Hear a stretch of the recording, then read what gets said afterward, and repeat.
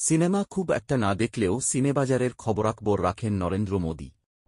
প্রধানমন্ত্রীর সঙ্গে বলিপাড়ার তারকাদেরও বেশ সুসম্পর্ক। অক্ষয় কুমার, রাজকুমার হিরানি, অনুপম খের থেকে বরুণ ধাওয়ান, করণ জোহর। তালিকা অনেক লম্বা। আর এবার প্রধানমন্ত্রীর মুখে কিনা বঙ্গকন্যা রাইমা সেনের সিনেমার কথা। শুধু তাই নয়, লোকসভা নির্বাচনের আগে তাঁর ছবি দেখার নিদানও দিলেন।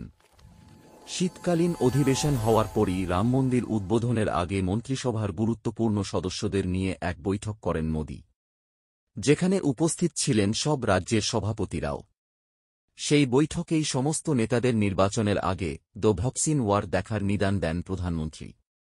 বিবেক অগ্নিহোত্রী পরিচালিত যে ছবিতে গুরুত্বপূর্ণ চরিত্রে অভিনয় করেছিলেন রাইমা সেন।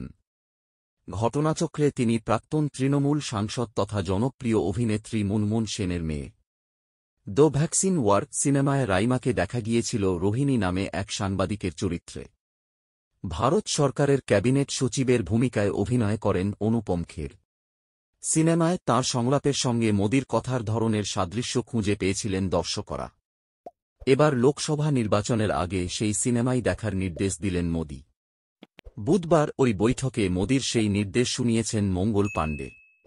উল্লেখ্য, গেরুয়াপন্থী পরিচালক বিবেক অগ্নিহোত্রীর দ্য কাশ্মীর ফাইলস সিনেমার হয়েও বিজেপির নেতামন্ত্রীরা প্রচার করেছিলেন। শুধু তাই নয়, বিজেপি শাসিত বেশ কয়েকটি রাজ্যে এই ছবিকে করমুক্ত ঘোষণা করে দলে দলে হলো ভরিয়েছিলেন তাঁরা।